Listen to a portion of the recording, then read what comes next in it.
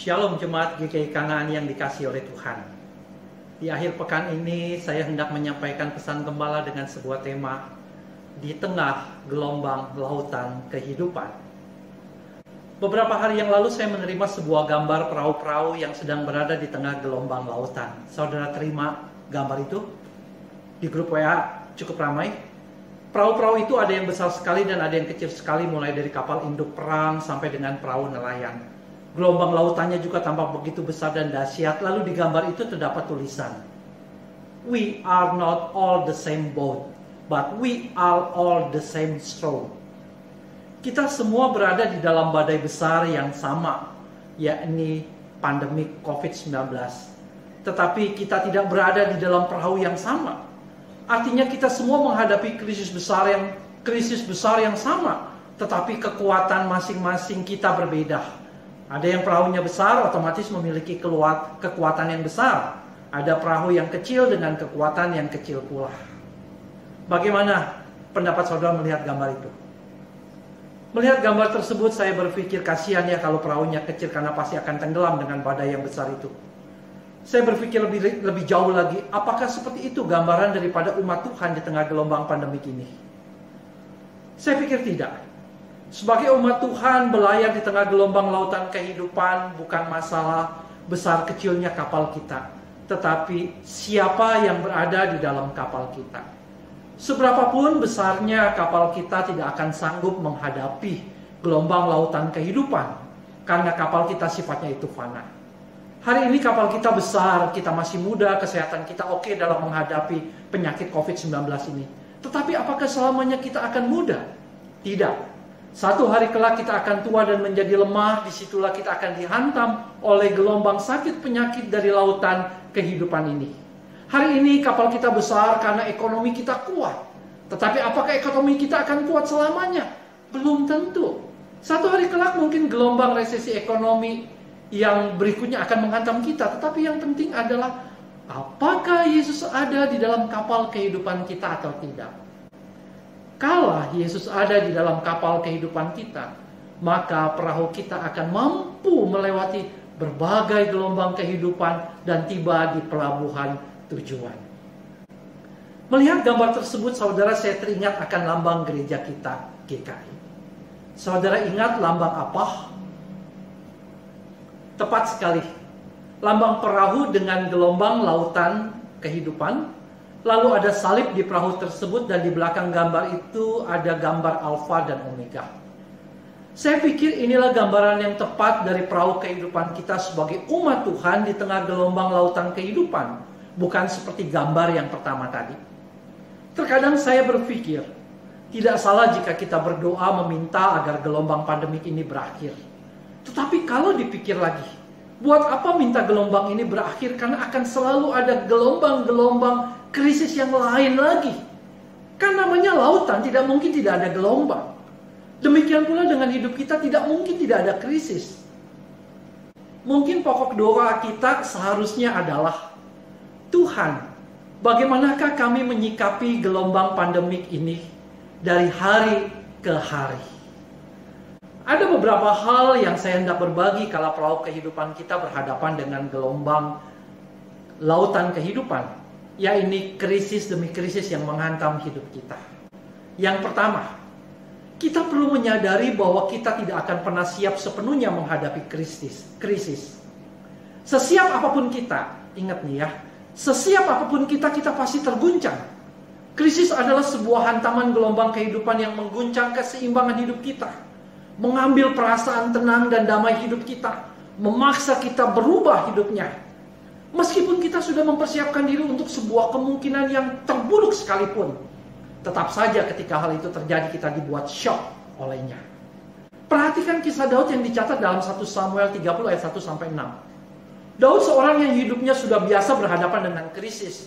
Ia sempat hidup dalam pelarian dari satu kota ke kota lain, dikejar-kejar oleh Raja Saul untuk dibunuh. Sampai-sampai ia pernah berpura-pura gila karena dia terpaksa harus masuk ke wilayah orang Filistin yang merupakan musuhnya. Saudaraku, ketika ia pulang ke kotanya di Ziklag, dicatat di dalam 1 Samuel pasal 30 itu, dan menemukan seluruh kota telah terbakar, Seluruh penduduk kota termasuk keluarganya ditawan oleh bangsa Amalek. Dikatakan Daud menangis dengan nyaring sampai ia tidak bisa lagi menangis. Daud terguncang dengan hebat. Saudaraku, Daud itu seorang yang gagah berani sekali. Ia tidak takut melawan binatang buas. Ia tidak takut berhadapan dengan Goliat. Ia tidak pernah lari di dalam peperangan. Ia seorang pahlawan perang. Tetapi saat ia menjumpai kotanya dibakar habis, seluruh keluarganya ditawan oleh musuh, ia menangis dengan hebat. Ia terguncang. Saat ini mungkin banyak dari kita terguncang. Tetapi belajar dari Daud, tidak masalah jika kita menangis di hadapan Tuhan. Kalau kita menangis dan meratap, bukan artinya kita ini lemah dan penakut. Tetapi kita memang butuh melepaskan beban itu melalui tangisan dan ratapan. Di tengah-tengah tangisan dan ratapan kita kepada Tuhan, disitulah Tuhan menghibur dan memberikan kekuatan kepada kita. Saudaraku, yang kedua, kalau kita berhadapan dengan gelombang lautan kehidupan, berhati-hatilah dan waspadalah. Kalau kita dihantam krisis, seringkali kita tidak mampu mengendalikan reaksi kita. Di ayat selanjutnya di dalam 1 Samuel pasal 30 itu dikatakan bahwa orang-orangnya Daud ini hendak melempari Daud dengan batu. Tidak masuk di akal, saudara. Apakah ini maunya Daud? Tidak. Apakah ini salahnya Daud? Tidak. Ini adalah kondisi perang yang kadang menang, kadang kalah. Kalau kota mereka diserang musuh dan dibakar, itu suatu kemungkinan yang bisa terjadi. Ini bukan salahnya Daud, tetapi orang-orang tidak bisa menerima semuanya ini. Dikatakan hati mereka pedih sekali.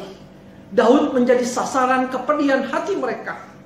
Tindakan mereka tidak lagi terkendali dan masuk akal. Demikian pula kalau kita dihantam gelombang pandemik ini, mungkin saja kita bisa memilih jalan ataupun cara hidup yang salah dan tidak sesuai dengan firman Tuhan. Kita mesti hati-hati dan waspada. Jangan hanya asal tekanan krisis ini berlalu dari hidup kita, lalu kita menghalalkan segala cara yang bertentangan dengan kebenaran firman Tuhan. Saudaraku, ada banyak orang yang berada di dalam krisis justru memunculkan masalah baru di kemudian hari. Karena ia berjudi, karena dia pinjam uang kepada rentenir, karena mereka melakukan tindakan-tindakan lainnya yang salah. Saudaraku, kalau kita dihantam gelombang pandemik ini, sadarilah dan waspadalah. Sifat dan kebiasaan kita juga bisa berubah. Saking beratnya tekanan kita, kita yang dulunya tenang, sekarang terus-menerus menjadi khawatir dan takut. Dulunya sabar, sekarang tidak sabaran dan maunya marah. Kita terus-menerus mengeluh, komplain sana-sini, menyalahkan keadaan dan orang lain.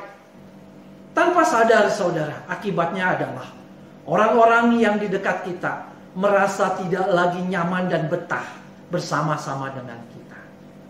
Sadarilah dan waspadailah reaksi-reaksi kita di tengah krisis. Yang ketiga, saudara, yang terakhir, kenalilah apakah krisis ini menetap atau sementara.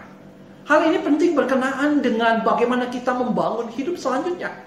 Kalau ini adalah krisis yang menetap, maka kita harus men-set hidup kita untuk berubah selama-lamanya, guna menyesuaikan dengan kondisi yang telah berubah. Misalnya, suami atau istri atau anak kita mengalami kematian.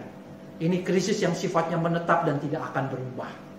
Kita harus menetapkan cara hidup yang berubah sesuai dengan kondisi bahwa mereka telah tiada. Demikian pula kalau sifatnya sementara, jangan berpikir bahwa krisis ini akan terus ada di dalam hidup kita, sehingga hidup kita ini seakan-akan sudah kiamat atau berakhir. Kita perlu ingat bahwa badai itu pasti berlalu, sehingga kita memiliki pengharapan bahwa kondisi tidak selamanya seperti ini. Kita harus ingat, pandemi ini akan berlalu. Kehidupan akan pulih kembali seperti biasa. Karena itu, tetaplah bersemangat dan pelihara terus pengharapan. Berhati-hatilah melangkah. Jangan salah mengambil tindakan, sehingga memunculkan krisis baru kala pandemi ini berakhir.